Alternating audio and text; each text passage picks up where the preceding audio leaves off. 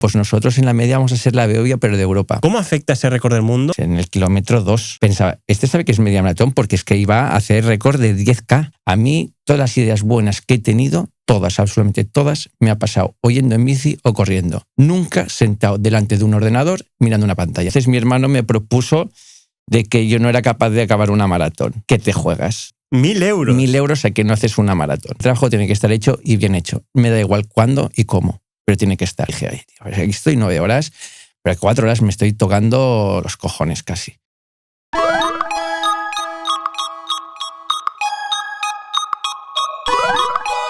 Hola, buenas, yo soy Xavi y esto es Verum, el podcast donde buscamos algo que no se entrena, la verdad, detrás del running. Estamos aquí con Mauro Llorens, es organizador de eventos deportivos, exdirector de la Maratón de Barcelona, Media Maratón de Barcelona y creador de Musara, carrera de ciclismo o cicloturista en este caso. Así que vamos a ver la verdad de Mauro Llorens. Vamos a hablar de muchas cosas en este podcast, nos conocemos hace bastantes años. Vamos a hablar de el récord de media maratón de Kiplimo en Barcelona, vamos a hablar del crecimiento de las maratones, vamos a hablar de el crecimiento del running en todas las ciudades, en toda Europa o en todo el mundo casi, como estamos viendo, cómo más gente joven está viniendo al running, ¿no? Vamos a hablar de muchas cosas que van a ser muy interesantes y que seguro que van a dar salseíto al mundo del running, así que vamos a ver con Mauro. Mauro, bienvenido. Bienvenido, muchas gracias. Nos gusta empezar siempre por vuestra infancia. Saber cómo erais de pequeños, creo que es la etapa más natural de todo el mundo, ¿no? Y que se puede igualar a todo el mundo, entonces conocer cómo era cada uno de pequeño en vuestra etapa. Entonces, ¿cómo eras tú de pequeño en el colegio o de pequeñito? Pues básicamente un niño muy, muy, muy deportista. Muy movido, muy deportista, consumiendo mucho deporte y practicando mucho deporte, básicamente. Estudios más un segundo plano y el deporte casi era mi vida. ¿Y en clase cómo eras? Pues el típico despistado, ¿vale? Revoltoso y como un pequeño trámite, que hay que asistir a clase. Pero lo que quería era ir al patio a jugar a fútbol, a baloncesto o a lo que sea. ¿Te sentabas adelante o atrás de la clase? Intentaba ponerme detrás, pero el profesor me decía que me pusiera delante. Para no liarla, ¿no? Correcto. Antes de este podcast hemos ido a desayunar y antes he hecho mis deberes. Entonces he hablado con una persona, ahora te diré quién es, y me ha preguntado que te diga si te acuerdas cuál fue tu primera carrera en el colegio y quién ganó. Pues sí que las recuerdo. Fue en la semana deportiva del colegio, el que iba, San Ignacio, quedé segundo porque me equivoqué en una curva y seguro no te lo habrá dicho. Y sí, me ganó un amigo que se llama Carlos Huertos y la verdad que debuté en una carrera y quedé segundo, pero lo dicho, me ganó porque me equivoqué en una curva que yo hice un recto pensando que era para y el giro a la izquierda. Eso no me lo había dicho. Claro que no te lo he dicho. Me ha dicho, pregúntale la primera carrera. Pero sí, efectivamente. Qué bueno. Y luego me has dicho que querías ir al patio, porque me ha dicho más cosas. Me ha dicho que querías ir al patio a jugar a fútbol, a básquet, lo que sea, ¿no? Me ha dicho que jugando a fútbol eras muy bueno, pero que eras muy chupón. Y entonces que empezabas delantero y al final te acaban de metiendo de lateral y que tiras unas guerras que no veas. Bueno, sí, al final, pues en el colegio el tema de la popularidad, el deporte rey en el colegio donde estudiaba era el fútbol. Y sí, pues bueno, era habilidoso y era típico que me gustaba más el balón que otra cosa y la pasaba poquillo. Y al final, pues para dar más juego, pues iban retrasándome la posición para que tenga conceptos más defensivos y dar el balón al compañero, pero bueno. Luego hablaremos de cómo nos conocimos, de qué nos conocemos y de estas intrahistorias, pero conociéndote a ti, siempre que he hablado contigo, ya de más adulto, me has contado que siempre estás haciendo un montón de deportes y yo te conozco más del mundo del running o del triatlón. Entonces, ¿en qué momento pasa eso? Porque tú has hecho hockey, has hecho boxeo, has hecho fútbol, has hecho de todo. Entonces, ¿en qué momento pasas más a o el ciclismo o el running o no sé en qué deporte? Bueno, como te he dicho antes, al final yo tengo un hermano mayor, que es 4 años mayor que yo, también muy deportista, y al final, pues bueno, como mis padres, pues tenía que seguir al hermano mayor. Y mi hermano mayor con 8 años decide que quiere jugar a hockey, patines, y mi madre, pues el niño también a hockey, patines, no lo vamos a enviar a 2. Y con 4 años empecé a jugar a hockey, patines, con sus patines, con su stick, con su pelota. Y bueno, pues hay la cosa mala que eres pequeño para practicar un deporte así, pero claro, eres el primero que inicia. Y cuando yo tenía ya 6, 7, 8 años que la gente empezaba, pues yo ya había 4 años. Entonces, como siempre he empezado muy pionero en los deportes, pues siempre se me daba bien. Y encima soy de enero, 7 de enero, gran mayor de la clase, pues bueno, siempre destacaba en los deportes que practicaba. Tuve muchos años jugando al hockey, que se me dio muy bien. Paralelamente también practicaba el fútbol en el colegio y entonces recuerdo que los sábados por la tarde eran para jugar a hockey, que incluso jugaba con 2 y 3 equipos, categorías, y los domingos por la mañana era el fútbol y así cada fin de semana. O más mayor, pues pádel, tenis, boxeo, bueno, cualquier cosa que se me ponía, me despertaba el gusanillo y lo practicaba y tengo la suerte pues que se me daban bien los deportes. ¿Y en qué momento pasas al running, ciclismo, triatlón o cuál fue el primero? No sé. Pues la verdad que aquí es una anécdota curiosa, también por mi hermano. Mi hermano en ese momento era representante de Marcel Zamora, Sí. triatleta de larga distancia, ganador de Embruns, Ironmans, Nizas, etcétera, etcétera. Saludos desde aquí a Marcel. Un gran referente también para mí y recuerdo que yo tenía, no sé si tenía 20 y pocos años y llegué a casa y estaba mi hermano con Marcel mirando un vídeo de un Ironman tal y cual y yo pues época adolescente, vacilón y dije, esto es para... bueno, no voy a decir para qué, pero esto no es nada, lo duro es el fútbol y tal y cual. Entonces mi hermano me propuso de que yo no era capaz de acabar una maratón. Y lo típico entre hermanos, vacilándonos, ¿qué te juegas? Me dijo, me juego 1.000 pesetas, 1.000 euros a que... 1.000 euros. 1.000 euros a que no haces una maratón. ¿Y tú tenías cuánto? Tenía 23, 24 años. O sea, con 23 años, 1.000 euros. Exacto. Y dije que no. ¿Cuánto es esto una maratón? Dice, 42 kilómetros. Y digo, bueno, inconsciente dije, bueno, siempre iba corriendo y tal, pero nunca... Y nada, y me fui preparando. Él era el director de la Maratón de Barcelona. Hice la inscripción y me preparé y todo. Y entonces mi hermano dijo, hostia, que el tío este la va a hacer. Y me propuso un doble o nada. Y me dijo, oye, creo que la vas a hacer. Y digo, bueno, pues dame los 1.000 euros. Y dice, no, vamos a hacer un doble o nada. Y me digo, te doy 1.000 euros más si bajas de 3 horas 30. Y yo digo, ¿eso qué es? Y dice, a 5 el kilómetro. Y digo, hecho. Sin pensarlo, ¿eh? Hecho. Y nada, entonces me preparé para la maratón, hice la maratón de Barcelona. La verdad que iba, como no sabía regularme y todo esto, pues salía a 4, iba sobradísimo y en el kilómetro 30, ¡pua! Ya pues bueno, lo típico del muro y nada, bajé mucho ritmo, empecé a andar un poquito, tal y cual, pero bueno, iba con un margen muy, muy grande. A 4 es y recuerdo que menos hice de 3 horas. la maratón en 3:13. 3:13. Y gané 2.000 euros. Que mal decirlo, pero gané más dinero que el primer catalán, que recuerdo que si fue Jaume Leiva o no sé quién fue, Marroca o uno de estos, que se ganó 1.000 euros. Pues yo gané más dinero que ese corredor. ¿Es lo que más has ganado como atleta? Como atleta es el prize money más elevado que he tenido. Sí. Qué bueno. Y de ahí pasas al triatlón por Marcel. Entonces a partir de ahí pues me enganché, vi que se me daba bien, me gustó. El fútbol ya empezaba a ser un poquito no profesional, pero dentro del amateurismo pues requería mucho, un ambiente un poquito más tóxico, equipos de primera territorial, etcétera, etcétera, pues ya no, vi que no. Y empecé con eso, y gracias a Marcel también, con el triatlón. La bici también se me da bien, el nadar no tanto, pero bueno, al final sabemos con esto. Y empecé con el triatlón y la verdad que ya ha sido pues desde los 25 hasta, bueno, más de 20 años, pues bicicleta, nadar, correr, ha sido mi vida. ¿Y cuál dirías que ha sido tu hito como corredor popular o atleta popular dentro del deporte, ya sea triatlón o maratón? Lo que tú digas, guau, de lo que más orgulloso estoy es esto.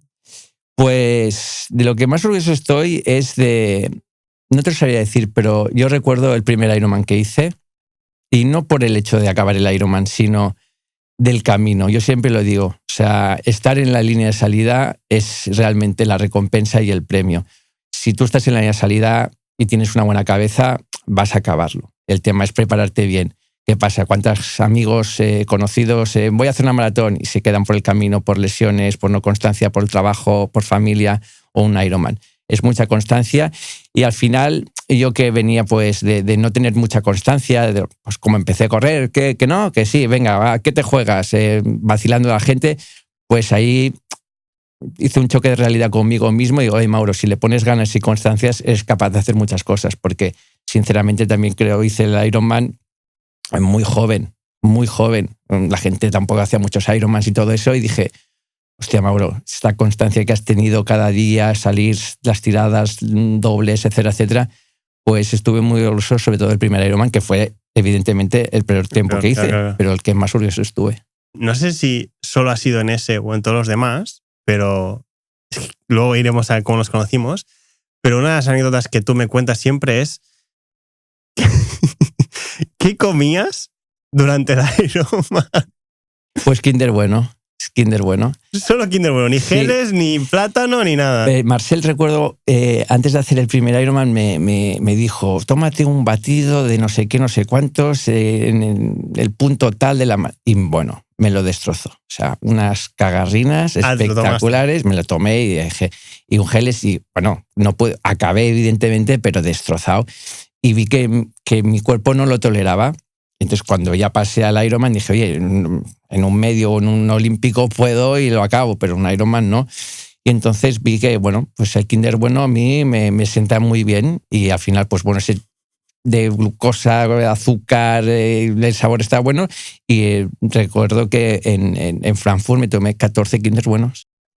Yo me acuerdo que me dijiste, no era Kinder Bueno, era Happy Hippo. Bueno, sí, Kinder Bueno es Happy Hippo. De Kinder también, pero sí. 14 Happy Hippos o Kinder Buenos estos. Sí. Durante el Ironman. Durante el Ironman. ¿Qué os en la bici? En la bicicleta. ¿Y se te derretían o qué? Bueno, algunos sí, pero bueno, llega un momento también como el gel, ¿sabes?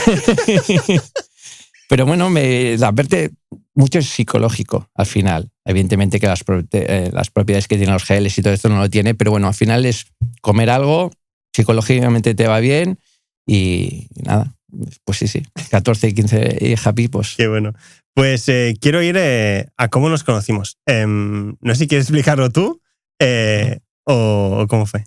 Bueno, pues la verdad que fue también una de las cosas que estoy contento de cómo lo hice, porque recuerdo que estaba en una empresa que se llama Win, que montábamos eventos deportivos, teníamos las Triathlon Series, un equipo muy, muy cohesionado, con amigos, y tuvimos una baja para la comunicación. Y estábamos creciendo mucho y estaban creciendo las redes sociales. Nosotros pues éramos de una comunicación más convencional y esto de las redes sociales no sabíamos. Y recuerdo que dije, bueno, pues está fácil. Había una compañera que se llama Silvia, que era la que llevaba la comunicación, y dije, oye Silvia, hacemos un LinkedIn y ponemos y tal y cual. ¡Buah! Tuvimos, un montón de propuestas y tal. Y dije, oye, es que no me las puedo leer todas. Y dije, oye, cambiamos el registro. Y le dije, ¿sabes qué, Silvia? Vamos a hacer un perfil de Win y como buscamos gente que haga las redes sociales, pues ponemos ahí el anuncio. Y así veremos que el que va a hacer la propuesta del puesto de trabajo, pues ya nos va a seguir, ya será conocedor de lo que hacemos en Win, será un fan nuestro y será mucho más fácil. Al final queremos esto. Esto no te va a funcionar, no sé qué, no sé cuántos. Dije, Silvia, da igual, vamos a hacerlo así. Lo hicimos así y la verdad que tuvimos muchas menos, evidentemente que por LinkedIn o InfoJobs que lo hicimos, perdona, y tuvimos como 10 propuestas.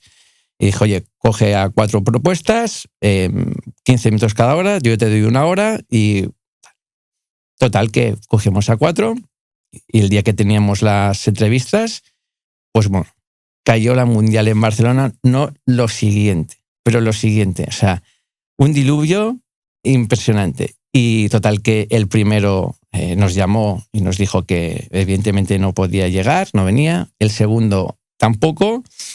El tercero también nos dijo que no podía. Y el cuarto, pues, apareciste tú. Explicaré yo desde mi punto de vista, ¿vale? Apareciste tú con esos pelos negros, largos, mojado, no, lo siguiente. Pero vamos, como si hubieras tirado a una piscina y dije, este es nuestro hombre. Dije, esa actitud es lo que nos va a hacer diferenciar y al final, pues el conocimiento seguramente está, pero las ganas es lo que normalmente falta. Y es por eso que te dije, tranquilo, ya estás dentro, ahora vamos a hablar, pero el puesto es tuyo. Simplemente por eso. Y a partir de aquí te conocí, también recuerdo la pregunta que te hice. ¿Cuál fue? Yo también me acuerdo. ¿De qué equipo eres? Me acuerdo, vuelvo un poco atrás. Me acuerdo que vi el post ese que pusiste en Instagram y se lo pasé a mi pareja y le dije, tío, este trabajo es para mí. O sea, alguien que haya estudiado marketing, que sepa de triatlón, que sepa de running, que sepa de ciclismo. Y digo, jolín, si yo hago triatlón, y son los que organizan la Musara, que la he hecho 3 o 4 veces, triatlón series, que he hecho el de Gavà, he hecho el de Tarragona, he hecho el de Barcelona, o sea, muchos eventos de los que hacíais vosotros yo había participado, ¿no? Y digo, tío, esto es para mí. Y entonces me acuerdo que estaba comiendo y me dice, coño, aplica ya. Y digo, es que habrá aplicado un montón de gente, seguro, no me van a coger, no sé qué. Y me acuerdo que le dije, bueno, lo primero. Y no estaba con ella en ese momento y le envié una foto. Y estaba comiendo yo. Le dije, lo primero. Y me puse a comer y envié el currículum tipo, no sé, 3:30 o algo así. Y me acuerdo que como a los 10 minutos me llamaron, ¿sabes? Me dicen, hola Xavi, tal, que hemos visto tu currículum. Y digo, pues si lo acabo de enviar. Me dicen, sí, pero ya te habíamos visto porque yo había hecho como un contenido en redes sociales cuando corrí en la Musara y habíamos hecho como un post compartido y me preguntaron desde redes sociales de la Musara si querían hacer algo colaborativo o algo así. Y dije, pues vale. Y me dijeron, oye, ¿puedes venir hoy? Y claro, yo me acuerdo, donde vivía yo antes tenía la mesa así y detrás una ventana así grande. Y, o sea, la imagen era esta, ¿puedes venir hoy? Y hice así como, ¡buah! O sea, está cayendo una y yo iba en moto. Y está cayendo una y digo, vale. Entonces me dicen, vale, pues imagínate, a las 3:30 me dicen, vale, pues a las 5 aquí. Y yo, vale, pues yo qué sé, hago mis cosas y voy. Llovía y digo, madre mía, es que voy a llegar empapadísimo. Yo en moto nunca he ido ni con chubasquero ni nada de eso, ¿no? Y nada, pues estaba haciendo mis cosas y a los 5 minutos me vuelven a llamar. Me dicen, oye, a las 5 no a las 4, porque la directora de comunicación, que era Silvia, a las 5 sale por la puerta, porque ella vivía en Valencia, tenía que pillar el AVE y no sé qué. Y yo era como, vale. Entonces fui corriendo, llegué y lo que dices tú, llego encima. Que dimos unas toallas. Exacto, pero encima, yo me acuerdo el año anterior que corrí la Musara con un amigo y tal, y claro, tú ves la Musara, 8.000 ciclistas, un evento gigante, súper bien organizado y demás, y digo, buah, los que trabajan aquí debe ser una empresa gigante, ¿sabes? Y llego ahí a Barcelona, a un piso donde tenías la oficina, entro, o sea, iba dejando un rastro de agua, porque era cha. Tenía los pantalones empapadísimos, todo súper empapado, que yo todo el rato lo siento, iba dejando todo el parquet lleno de agua. Me acuerdo que me hice las toallas y entro y veo como 8 personas y digo, ¿este es el equipo que ha montado ese pedazo de evento? Sí, tal. Y luego lo que dices tú, ¿no? La primera pregunta que me hiciste fue, hola, yo soy Mauro, soy el director de Win, tal. ¿De qué equipo eres? Y yo te dije, del Barça. Y me dijiste, empezamos mal. Y yo, joder, empiezo bien. Y entonces ahí, pues nada, lo que me dijiste tú, ¿no? Empezaste a explicar un poco las condiciones y tal, pero ya me dijiste, oye, para mí eres tú, ¿sabes? Entonces también me dio tranquilidad y enseguida un poco me empezaste a presentar a todo el mundo como si ya trabajase ahí, ¿no? Y eso pues me gustó. Sí, bueno, porque al final éramos como una familia. Era una empresa pequeña, 8 trabajadores, que para mí eran 8 amigos. Bueno, son 8 amigos. Y que hacíamos cosas grandes, ¿por qué? Porque nos lo creíamos, éramos valientes y lo que siempre buscaba no era gente preparada con 50.000 másters que nos vienen, no, es que he hecho un máster en business, deportivo, no sé qué. Oye, me parece muy bien, el conocimiento realmente está afuera, no en las aulas, ¿vale? Está en la práctica, en el día a día. Y lo que quería era pues gente joven, con ganas, que sean fans del deporte. Yo siempre les digo, cuando busco a gente, me gusta más hablar de cómo es la persona, no de lo que ha hecho y qué ha estudiado, sino cómo eres. Porque al final vamos a trabajar muchos días, muchas horas, y ya lo sabes, fines de semana, noches sin dormir, 48 horas seguidas trabajando, y si no te llevas bien y tenemos esas cosas, no va a funcionar, por muy bueno que seas académicamente. Y por eso también el tema de qué equipo eres, para romper un poco el hielo. Oye, aquí todos somos del Barça, del Madrid, pero oye, somos una familia, nos reímos todos, y es por eso, pero nada. La verdad que nos salió muy bien porque cumpliste con creces las expectativas. Luego, por desgracia, pues tus proyectos, que también estuve muy contento de que te entrara el Top for Running y ahora pues el podcast este. Pero bueno, básicamente es eso.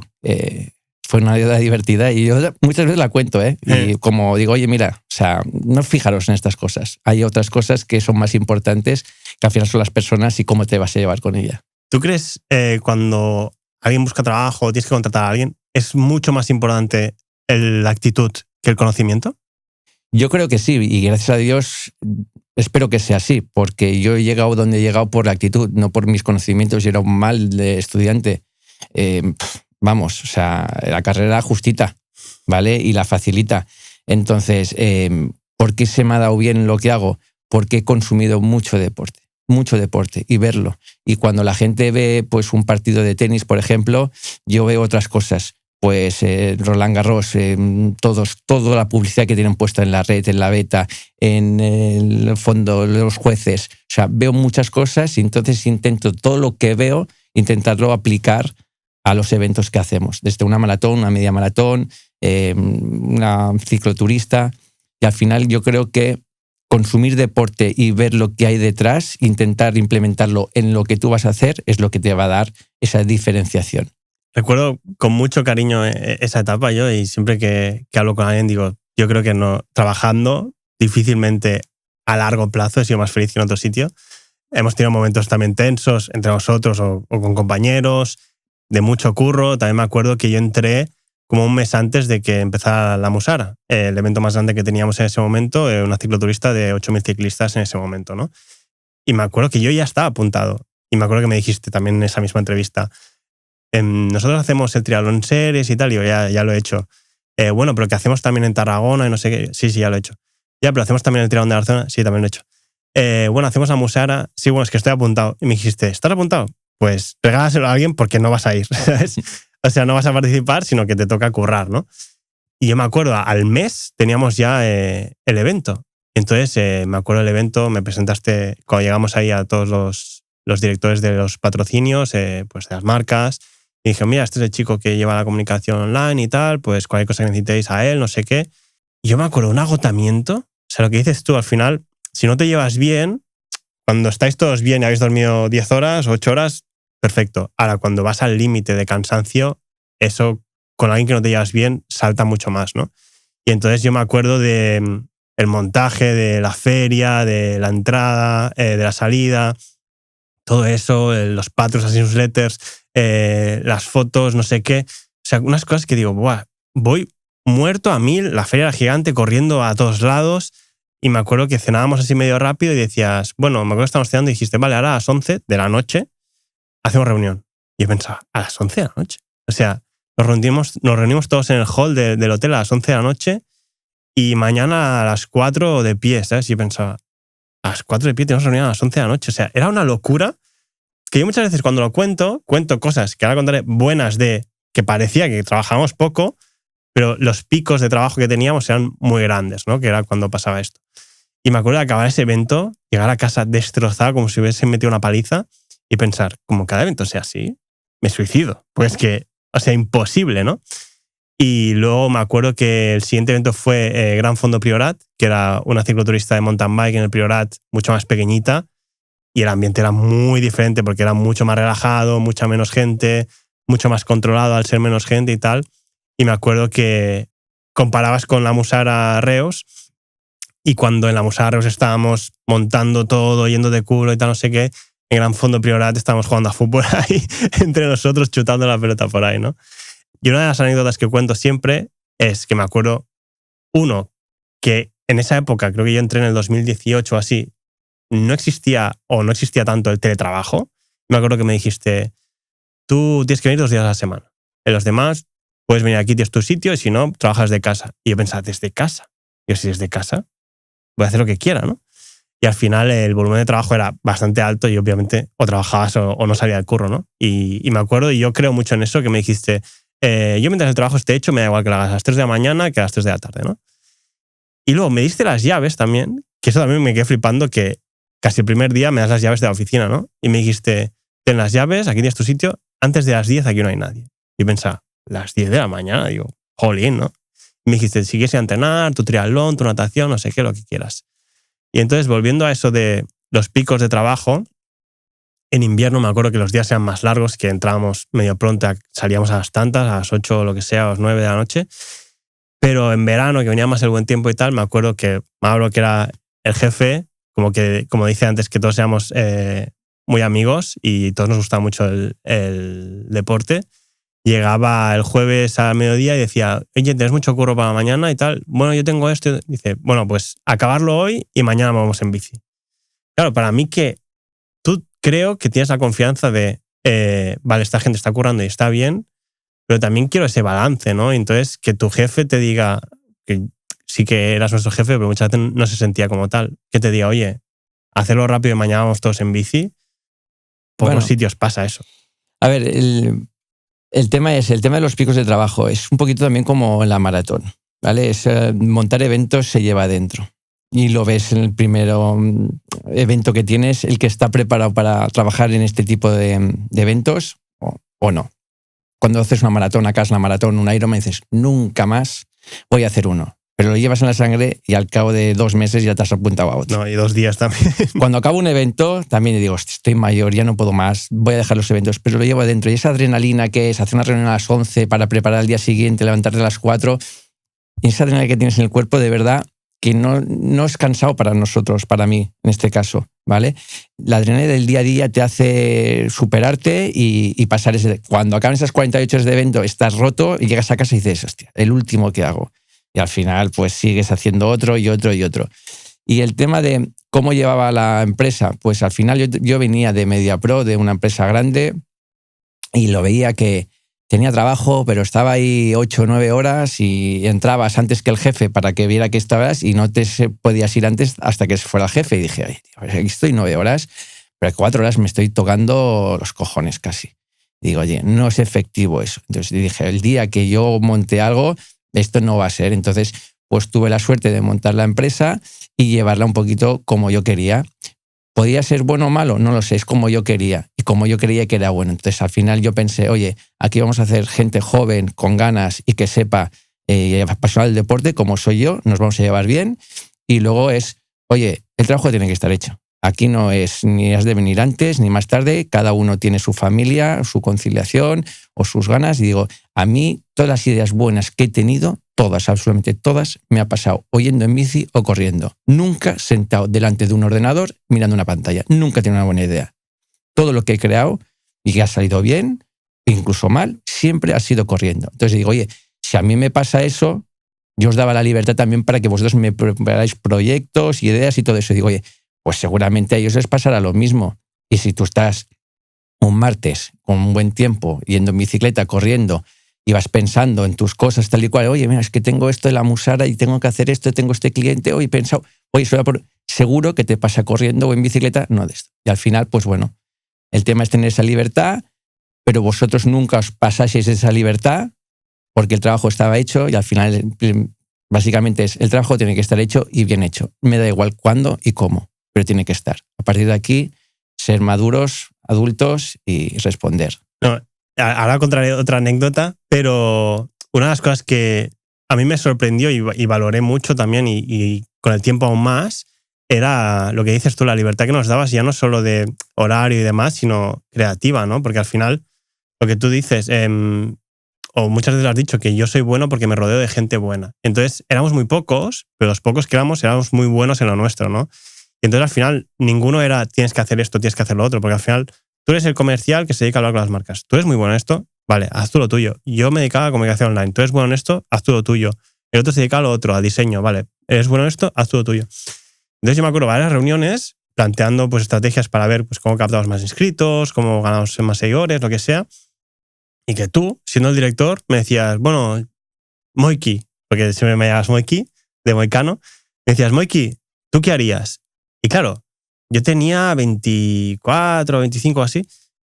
Para mí era como, hostia, me está preguntando a mí cuando el jefe es él, o sea, al final... Claro, porque tú tienes 24 años y yo quería captar a esa gente de 24 años y yo tenía 30 y largos. Entonces digo, oye, yo no sé cómo piensa un chico de 24 años. Entonces digo, oye, tú que vienes a nuestros eventos, ¿por qué vienes? ¿Qué es lo que te llama la atención? Entonces yo quería saber esto y digo, vale, pues ahora lo haces y ya está. Y al final es eso, es rodearte de gente buena, no tener ese complejo. Yo no soy bueno en nada, al final. Yo siempre lo digo, plan, ¿qué destaco? En nada. ¿Sabes hacer algo? Sé hacer muchas cosas, pero poco. El tema es que tengo esa visión de intentar ver los dotes de esas personas y potenciarlo para que os sentéis libres y hacerlo. Y simplemente lo que hagas se ejecuta. Porque muchas veces mucha gente dice cosas, pero no las hacen. Eso a mí me molesta mucho. ¿Es esto? ¿Crees esto? Perfecto, adelante. Nos podemos equivocar, ningún problema. Haremos otra cosa.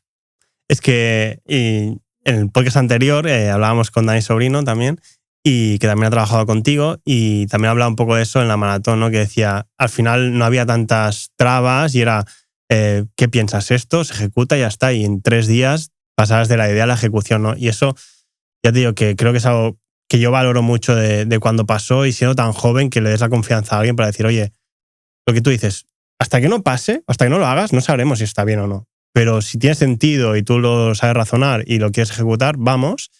Y si nos la metemos todos, y si sale bien para todos, ¿no? Dani, por ejemplo, que también lo he tenido en RPM, lo fiché, porque me lo recomendaste tú, por ejemplo. Y yo te digo, o sea, el gran crecimiento de la media de la Maratón de Barcelona, que ha sido, luego quizá hablamos más profundamente, la gente joven, ha sido gracias a Dani. Y la campaña de comunicación y el rollo que le dio Dani.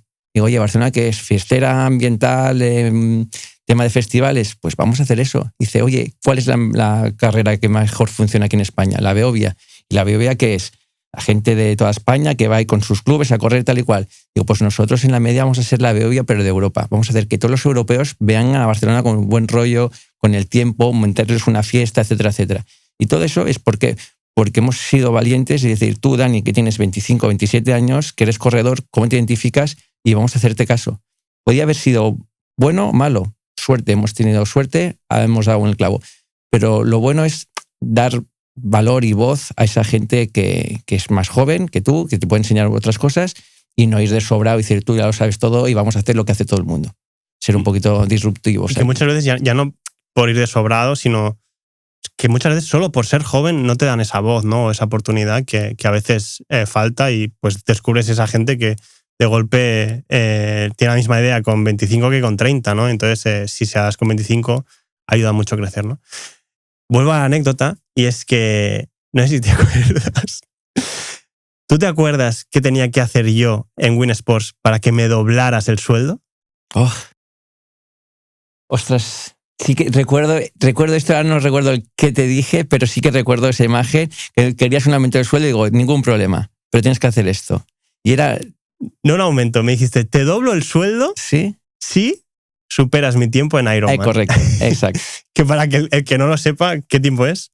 9:45. Claro, 9:45 en Ironman, para mí era imposible.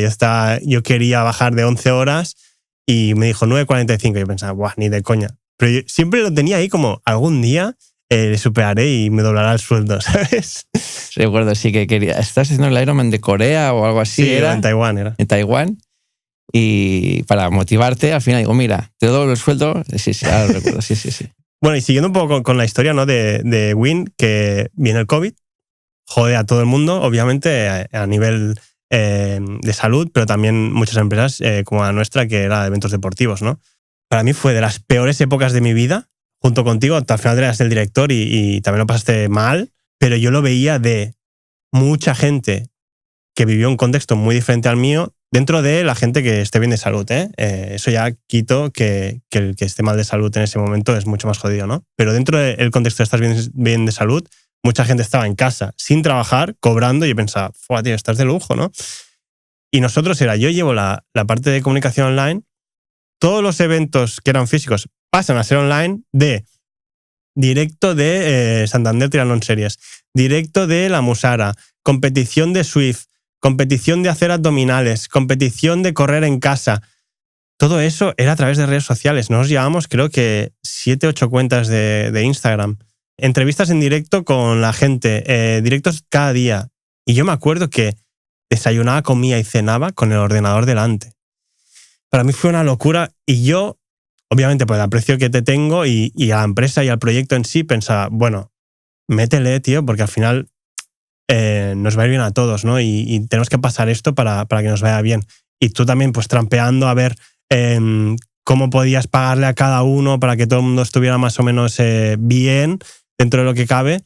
Y yo me acuerdo que fue un sacrificio mortal para mí y pensé, yo creo que cuando esto acabe, Mauro me dirá, ten, y me va a dar algo, ¿sabes? Que no sé el qué. Pues o un sueldo extra o algo, ¿no?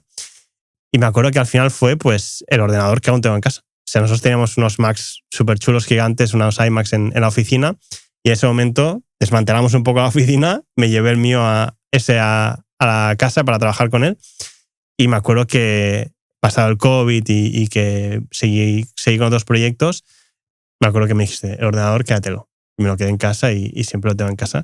Y también tengo en casa, lo tengo al lado de mi escritorio, que aún lo tengo, una foto que nos entregaste, que es un lienzo del equipo que estábamos en Win Sports, que lo guardo con mucho cariño. Yo también lo tengo ese.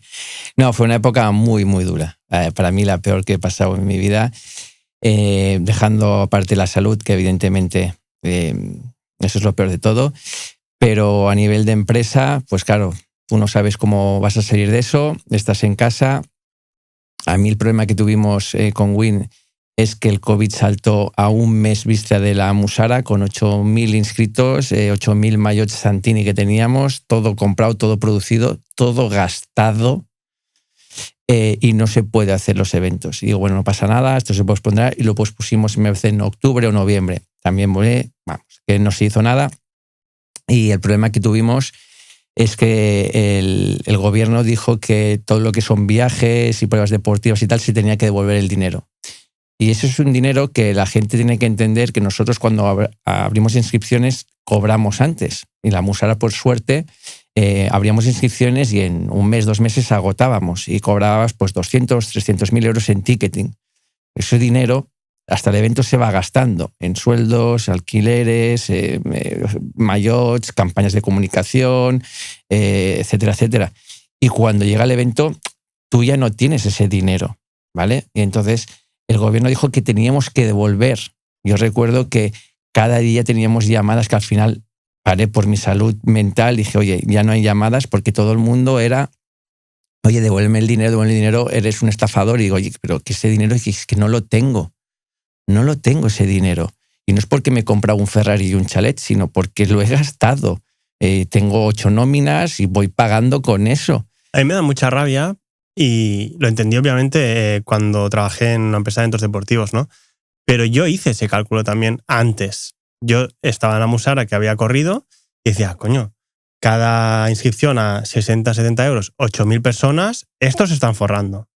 Entonces, creo que la gente, y lo digo aquí en general, tiene que hacer un poco ese cambio de chip, porque al final no ve los costes que hay. Se piensa que cuando vas a un evento, vale que hay eventos que son de un precio elevado. No sé si están justificados o no, porque no sé lo que hay detrás, pero si tú estás dispuesto a pagarlo, perfecto. Pero que nadie piense que aquí la gente está haciendo de oro, y me da mucha rabia, y más en Win Sports, porque hay empresas que son más grandes de organizadores de eventos deportivos que puede ser, bueno, porque hay uno que tiene un sueldo muy alto ahí y se está forrando. Vale. Pero en eso nos pasó, por ejemplo, recuerdo Ironman, que era un poquito nuestro referente, y Ironman, la marca Ironman, no devolvió el dinero. Entonces nosotros, por ejemplo, yo debía 50, 60 euros a 8.000 personas. Eso al final son 300.000 euros. Para esos 300.000 euros, igualmente que yo lo he cobrado, sáquenle ya el IVA. O sea, es que ya no cobras ni eso. O sea, los números que hacéis la gente, porque también vemos influencers que he visto alguno en la maratón. Uy, en la media maratón, 1,5 millones de euros. Sáquenle ya el IVA. O sea, da igual, no entro en eso. Puede ser un cuñado. Evidentemente no saben, igual que yo tampoco sé lo que hay detrás de crear un podcast o un reel y todo eso, no lo sé, pero no lo critico, no digo, oye, este se está forrando por esto. Simplemente observo, intento aprender y preguntar. Pero claro, en ese momento ese dinero no lo tienes y dices, bueno, pero oye, yo quiero tener una buena imagen como la que teníamos y lo voy a hacer. Y yo empecé a pedir un crédito y dije, envié un mail a todos y dije, oye, mira, yo os voy a dar el dinero, pero por tiempo, y así voy. Entonces, cada mes os voy a devolver 20 euros. Pedí un crédito, devolví un poco de dinero a todo el mundo, pedí otro para el segundo, y cuando el tercero, el gestor me dice, Mauro, es que no hay nada, y el crédito ya nada, tienes que avalar personalmente, y dije, oye, mira, pues ha acabado, y tuvimos que cerrar Win. Cerrar Win, por eso. Entonces, el tema de los eventos, bueno, la gente, ya te digo, es libre de pensar lo que es, pero evidentemente que ese cálculo de tienes 30.000 personas a 60 euros, no es así. Exacto. Evidentemente no es así. Y también quería entrar un poco a que cuando pasó esa situación, me acuerdo de tú reunirte con todos, y yo te lo aprecio también en general, como lo que decía antes, ¿no? De qué hacemos para conseguir más inscritos o lo que sea.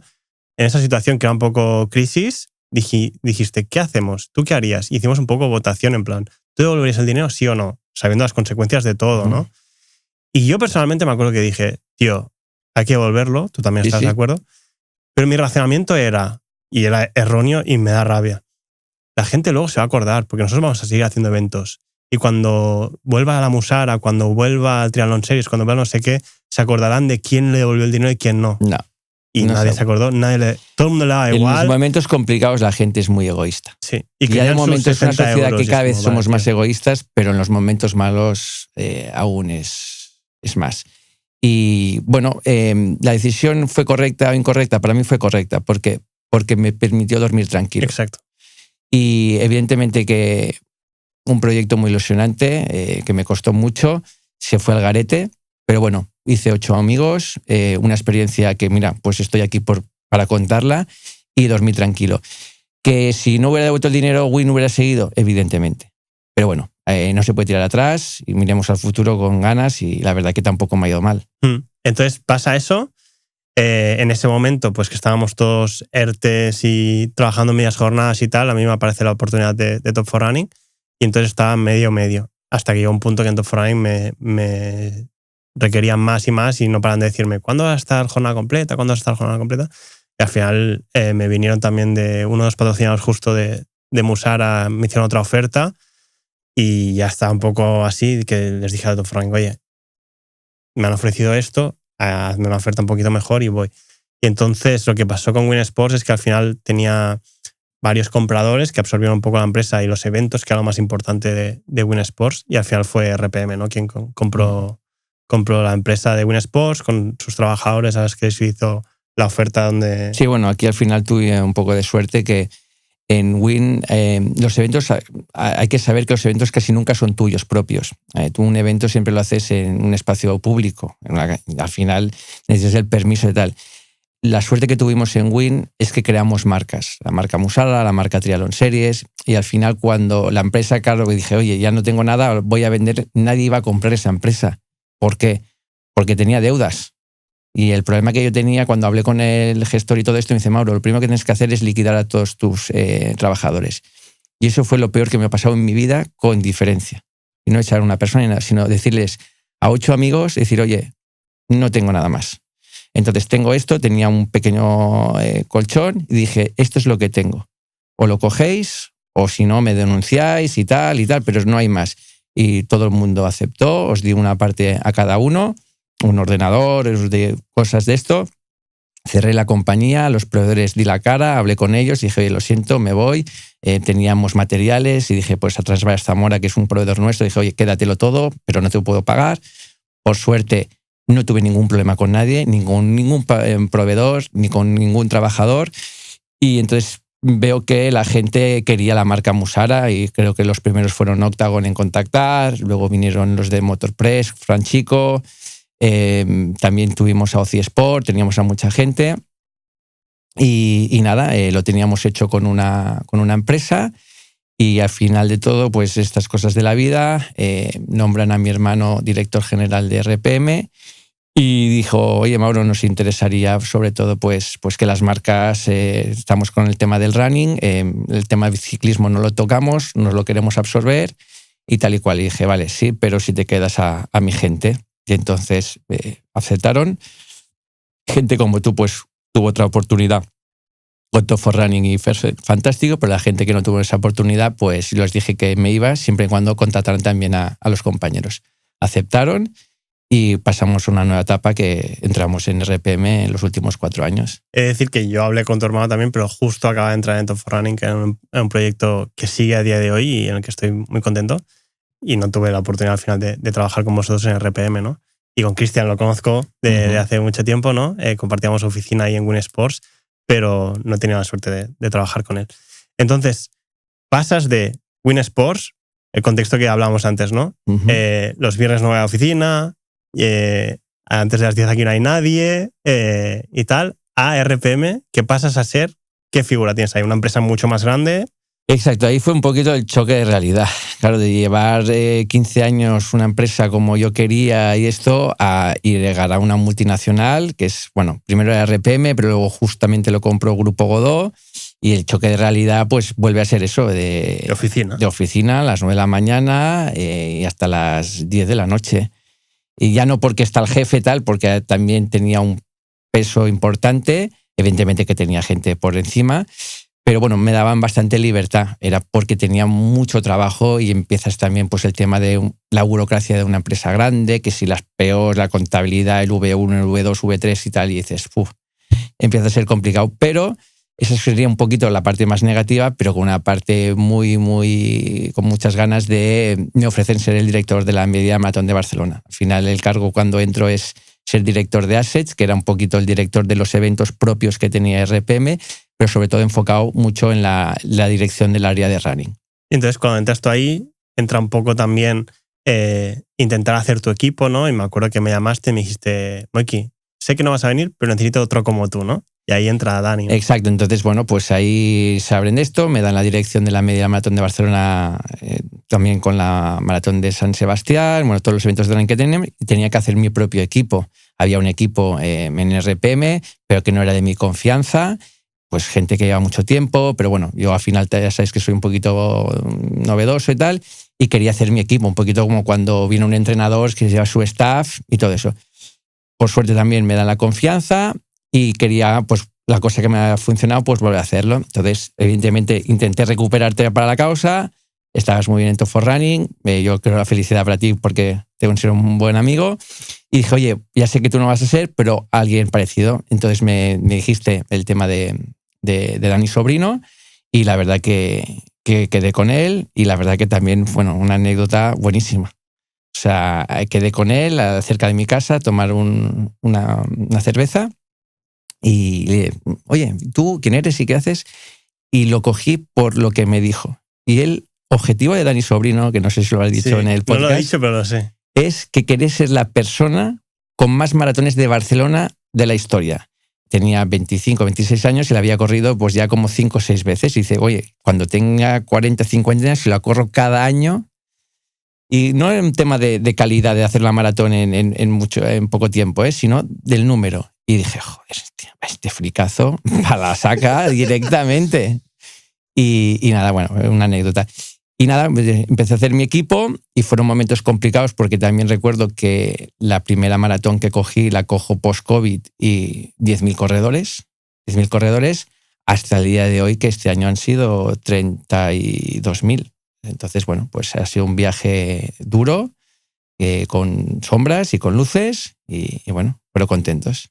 Entonces, ¿qué hace que un evento llene una maratón? Y yo le digo que hay un factor suerte y un factor moda, ¿vale? O sea, lo que invertíamos antes en comunicación es 3 veces más de lo que invertimos ahora. Y ahora hay el efecto moda, el efecto boom.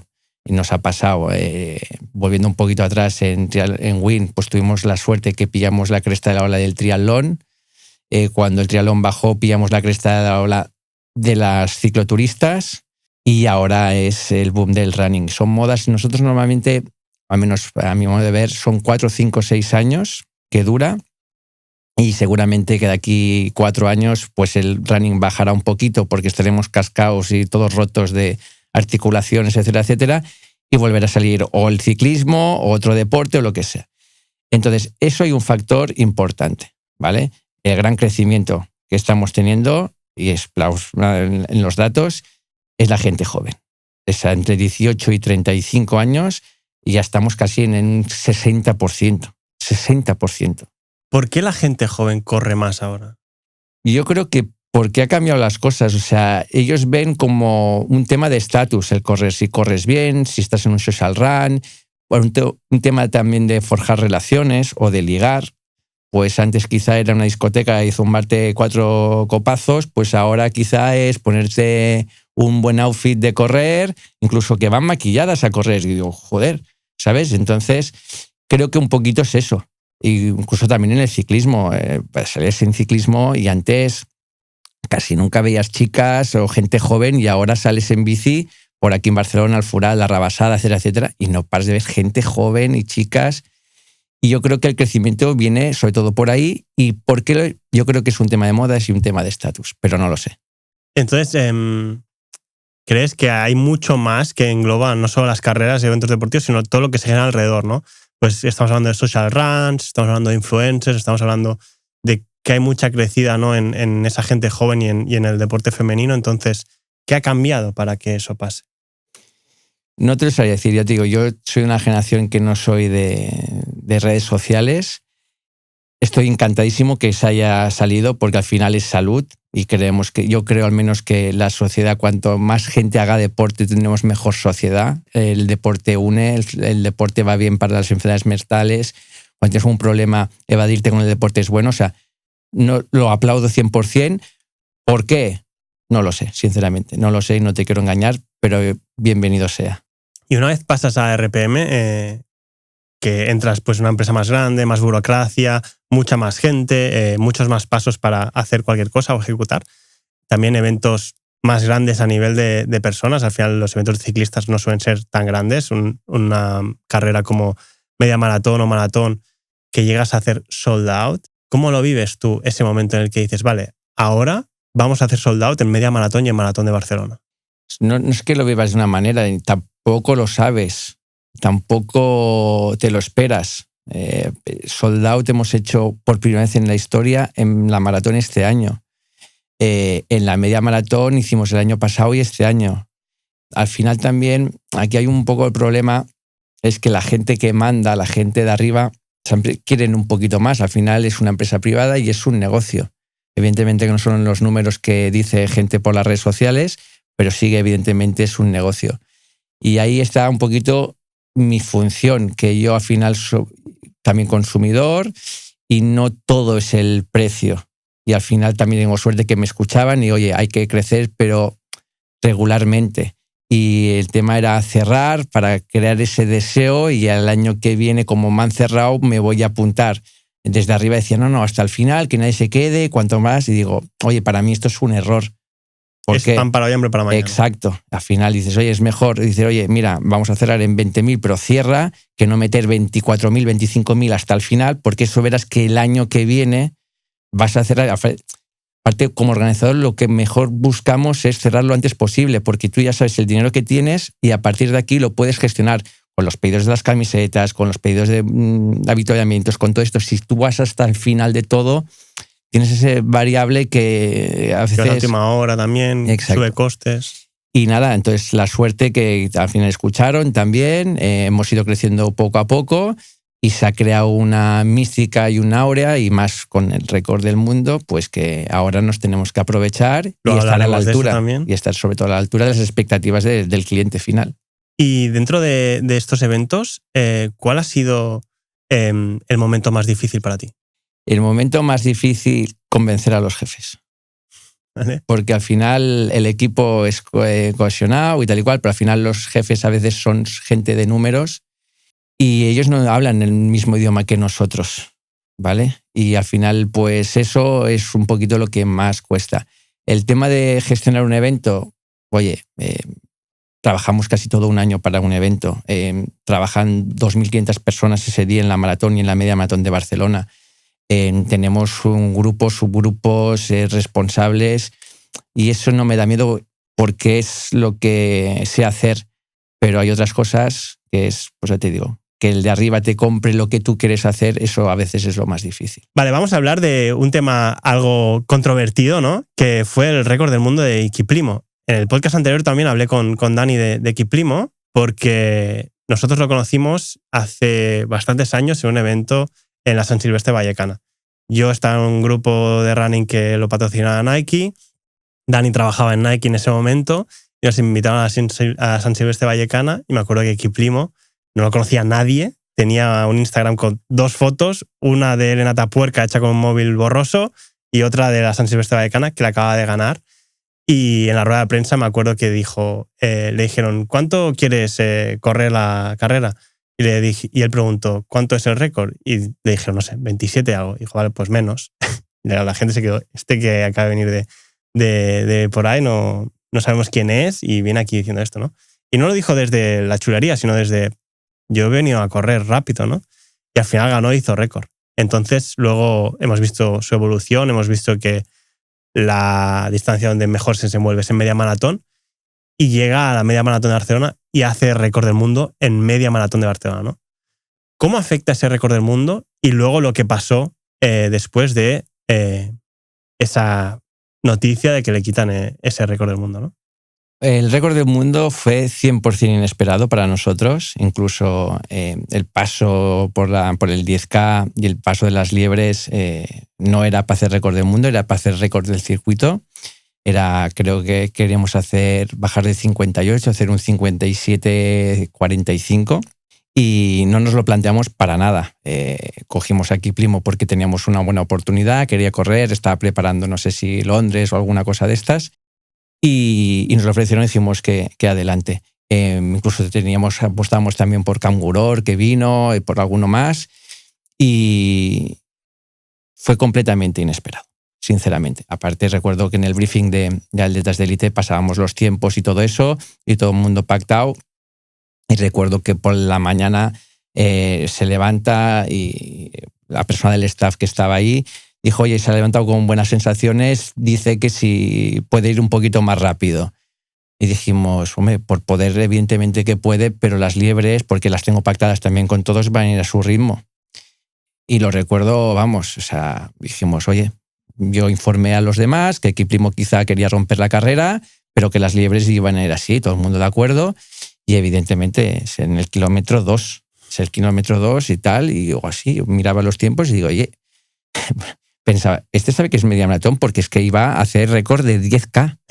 Y digo, oye, qué sé, no sé. Y vamos mirando tiempos y digo, es que no es que la liábamos, que íbamos a hacer el récord del mundo. Es que bajaba de 57. Digo, tío. Y fue completamente inesperado, 100% en este aspecto, y tuvimos la suerte de vivirlo. Yo personalmente incluso iba con una moto cerca de él. Tu hermano iba en el coche, ¿verdad? Mi hermano iba en el coche y yo iba con una moto cerca. Yo voy haciendo un poquito de avanzadilla, de que que no haya nada delante, como de starter. Luego me dejo caer un poquito por detrás. Voy avisando a los avituallamientos de que va a pasar en un minuto, entonces que estén todos prevenidos, que el Special Needs esté también todo esto. Entonces, lo vi bastante de cerca. Y la verdad que cuando llegamos, fue una alegría total. 1, porque es completamente inesperado. 2, porque refleja el esfuerzo de mucho tiempo y de mucha gente. Y al final, pues, porque se haga un récord del mundo, todo tiene que ser como un reloj. Desde el tiempo, el viento, las liebres, que en ese caso fueron 2 kilómetros, el Special Need, que tenga un buen día, que todo vaya, como la seda. Y la verdad que muy contentos por eso. Y lo que supuso, pues, evidentemente, te dispara a nivel internacional, sales en todos los periódicos, la gente, ya sabes, la fiebre por hacer tiempo y pues todos esos patrocinadores que pagaban X, pues ahora pagan más porque tienes más visibilidad, más impacto, tal. Y la gente que corre, sobre todo de fuera, saben que Barcelona es un circuito muy rápido, entonces quieren venir a Barcelona para hacer sus marcas, sus récords nacionales, etcétera, etcétera. O sea, es muy bueno tener un récord del mundo. Por todo, por dimensión, por vistosidad, por retorno y luego más adelante a nivel económico. Y entonces, ¿qué pasa para que os quiten ese récord del mundo? Pues la verdad yo aquí no lo sé lo que pasa. Tengo mi opinión, que quizá me la reservo un poquito. Vale. Porque también cuando pasa es a un año vista, o sea, se hace el récord del mundo, se reconoce por las World Athletics el récord del mundo, la marca, mejor mundial. El juez árbitro que estaba yo, firma delante mío, firma que es el récord del mundo, que es válido, que no ha habido ningún problema de nada. Se envían las zapatillas de Kiplimo a Mónaco para que pasen el antidoping tecnológico. Ah, no sabía eso. Sí, cuando acabas hay 2 cosas. Uno, la vuelta a homologación del circuito. En nuestro caso, como teníamos un homologador de internacional A, no tuvo que hacerse porque ya está hecho por una persona con un rango superior. Y luego, pues las zapatillas, aparte de lo que los jueces ahí in situ miran, las envías a Mónaco y supongo que ahí las pasan por algún escáner, las rompen, etcétera, etcétera, vale. Que las teníamos y las enviamos y todo fue fantásticamente bien y todo muy bien. Al cabo de un año, en un comunicado donde pone gente que ha sido doping, etcétera, etcétera, nuevas cosas, un comunicado World Athletics grande y extenso. Doping, para dejar claro, el doping que decían era que el coche estaba ayudando. No. Hacen un comunicado general de gente que ha dado positivo, de gente, varias cosas, ¿vale? Y al final de todo, en 3 líneas ponen que no se reconoce el récord del mundo. Sí, la marca mundial de equilibrismo es reconocida, el 56-42 o algo así, no recuerdo exactamente, perdonar, pero que no te oficializan el récord del mundo. Y te ponen por 2 cosas. Primero, lo que nos choca es que no nos lo comunican a nosotros, que normalmente, también nos ha pasado una vez en la media, tuvimos un atleta que era nuestro favorito, y el día de rueda de prensa nos comunica World Athletics directamente, una llamada, que ha dado positivo, porque no ha pasado 3 controles y tal y cual. Normalmente te llaman a ti, no te envían un comunicado. Ya nos extraña mucho. Y en el comunicado pone que es porque el coche de cabeza de carrera está cerca del corredor. Que es donde iba tu hermano. Que es donde va mi hermano, con un juez también. Sí. Teníamos un juez que iba en el coche y un juez que iba en la moto. Para quien no lo sepa, es el coche que justo lleva el crono y vais viendo el primero de carrera. Exacto, entonces simplemente va con el coche, va marcando el camino para que no pase nada, va la policía delante con la bandera roja, que es cerrado al tráfico, y dicen que por eso, y entonces eso ya me extraña mucho, porque si tú coges el reglamento, en ningún lado pone la distancia que tiene que estar el coche, así como en un Ironman sabemos que son 15 metros, que no puedes hacer drafting o tal y cual. Incluso en otras maratones el coche va delante, otros van detrás, otros tienen uno delante y otros detrás. Evidentemente alguno va más cerca, otro va más cerca, depende, como sea. Por esto, y luego porque su manager le dice cosa que el manager no estaba ni en España. O sea, que dices, hostia, su manager no está ni en Barcelona. O sea, en Barcelona había una persona de su staff, que no es ni su manager, ni representante, ni entrenador, que era un tío, su mochilero, y estaba en meta esperándolo, que es cuando veis que le hace el abrazo. Y no te dicen el récord del mundo, que es por estas 2 cosas. Y entonces dices, a ver, yo no voy a entrar si el coche está cerca o no está cerca. Yo estuve ahí, evidentemente que hay momentos que en alguna curva de Barcelona, tú lo conoces, sí, evidentemente un tío que va a más de 20 kilómetros por hora, enfilado para abajo, y el coche y tal, pues se frena y tal. Luego la gente opina de un tiro de cámara. Ya sabemos, un tiro de cámara, me pones un coche aquí y tal, o en el fútbol mismo, da un patadón, ¿no? Que ni la ha tocado, pero según el frame, pues también opinan de eso. Pero repito, en ningún sitio pone cuánta distancia tiene que estar el coche. Y luego lo del manager, que ya es surrealista. Y por eso no te otorgan el récord del mundo.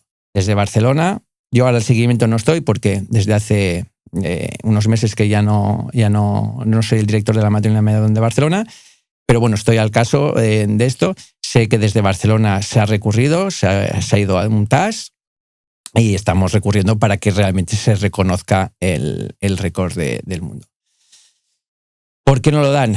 No lo sé. Yo creo que aquí hay otros intereses políticos y económicos, pero bueno, es mi opinión. Tampoco voy a decir quién es y quién no es, pero vamos, hay gente que apuesta mucho por récords del mundo que le hizo mucho daño. Porque no es un récord del mundo que bajas 1 segundo, 2 segundos, 3 segundos, 10 segundos.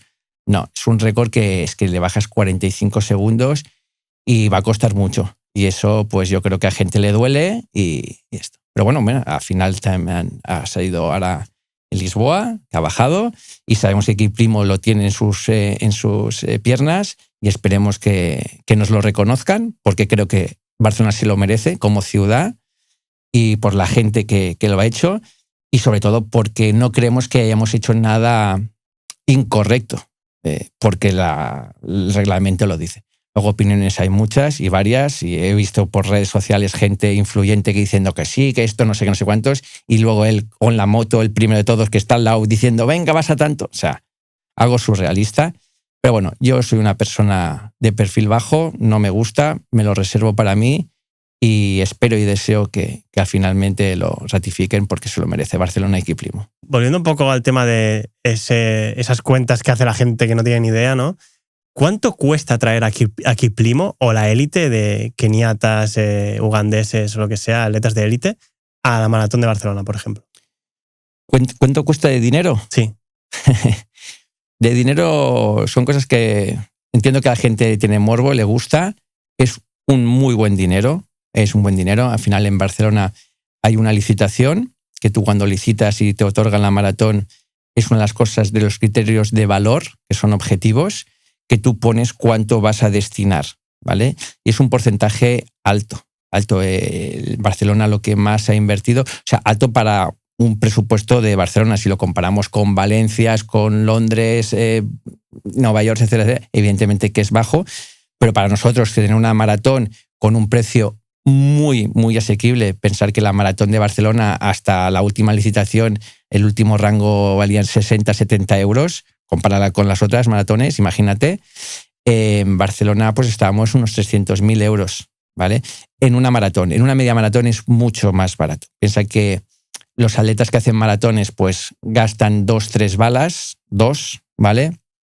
Y los grandes atletas, los de etiqueta Gold, por ejemplo, pues van a las majors, realmente, que es donde pagan buenos fees y grandes premios. Nosotros pues tenemos que hacer un poquito de ingeniosidad en la maratón, en cambio en la media sí que como tienen más balas y al final un atleta de estas características en una media maratón, ya te digo, es que ni hacen special needs, es que ni beben, o sea, están 50 minutos ahí dándole, es mucho más factible. Por eso en la media maratón normalmente tenemos atletas de más caché que no en la maratón. Vamos a entrar en la mente del atleta. El juego es 8 preguntas, cada nivel es más difícil y tú tienes que decir una respuesta correcta, pero que no sea igual que la que yo te voy a apuntar aquí. Así que, preparado para entrar en la mente del atleta con Mauro Llorens. Primera pregunta. Nombra una distancia de carrera popular. 5K. No, 10K tenía yo. Bien. Por eso. Correcto. Nombra un estadio mítico. Atenas. Vale. Hayward Field tenía yo. Nombra un patrocinador clásico. Colacao. Sí, Colacao. Colacao, en el atletismo estaba, vamos, porque eres muy joven tú. Vale. ¿Cuál habías dicho tú? Adidas. Fácil. Nombra algo que siempre hay en la meta. Que siempre hay en la meta y no lo hayas dicho tú. ¿Medallas? Arco tenía yo. Nombra un modelo clásico de ASICS. Cayano. Nimbus. Nombra un color típico de dorsal de la élite.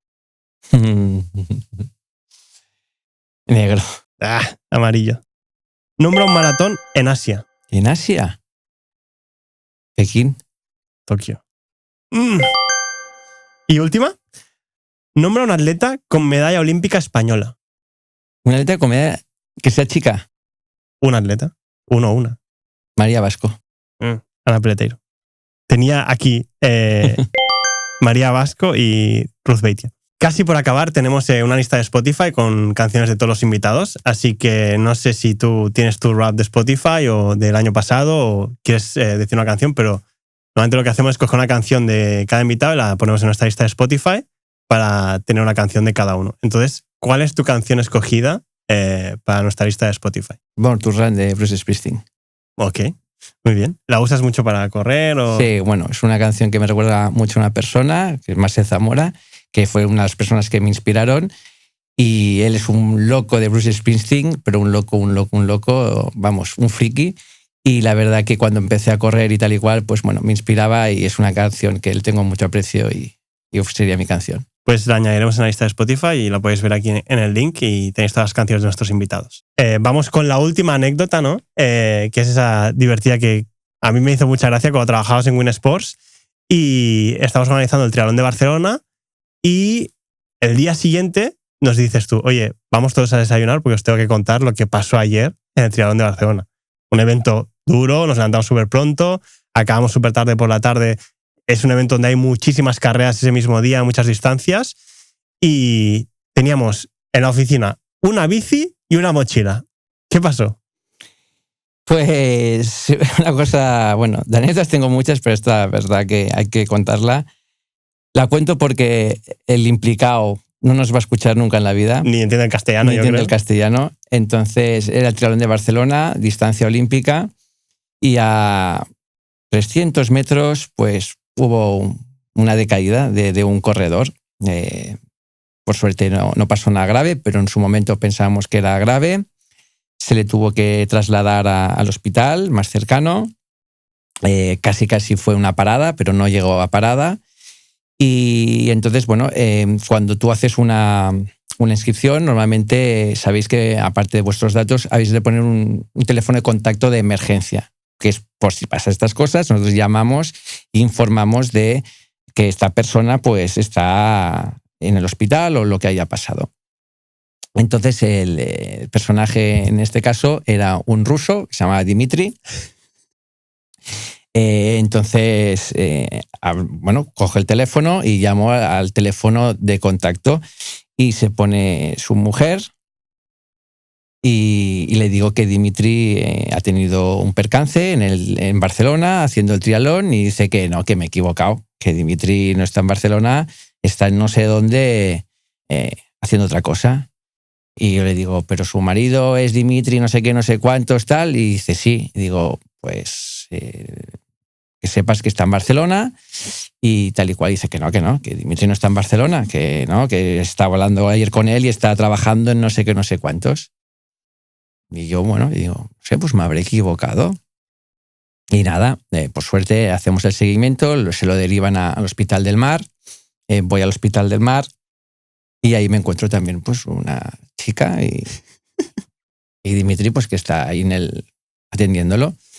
Nada, vimos que ya está todo controlado, tal. Nosotros pues hasta ahí ya vemos que está con un familiar, con tal, y nos vamos. Y entonces al día siguiente pues nos vamos a la oficina a hacer un poquito post-evento. Teníamos ahí su bicicleta. Y teníamos, evidentemente, pues no puede recoger la bicicleta en el box ni su mochila de guardarropa. Nos la llevamos a la oficina y cuando pasan estas cosas, pues cuando se encuentran bien, se las devolvemos. Y evidentemente que al cabo de 2 días, no fue el día siguiente, al cabo de 2 días, aparece Dmitry, entendemos que era su amante, a buscar su bicicleta y su ropa. Y yo, Dmitry, creo que he metido la pata porque he llamado al teléfono que tú me has puesto y se ha puesto una señora diciéndome que no eras tú, que tal y cual. Y bueno, pues la anécdota supongo es que había ido un poquito de viaje romántico, amoroso, a espaldas de su mujer y nada, esa fue la anécdota y que al final pues todo el mundo nos reímos porque el Dmitry le coge un jamacuco estando con la amante haciendo un triatlón y yo le digo, por Dmitry, no pongas el teléfono de tu mujer, no sé. Y nada. Que te pillan fácil, ¿no? Exacto. Pues esa es la anécdota de muchísimas que tenemos. Tendríamos aquí para hacer 5 podcasts, yo creo. Pero nada, ha sido un placer tenerte aquí. Muchas gracias, Mauro, por venir. A vosotros. Así que nada, a vosotros lo importante sabéis que no es correr, sino saber por qué corres. Muchas gracias. Espero que te haya encantado el episodio de hoy. A mí me ha encantado, la verdad. Así que si aún no te has suscrito al canal, ¿a qué esperas? Suscríbete aquí, clic y estás suscrito. No cuesta nada. Nos vemos en el siguiente.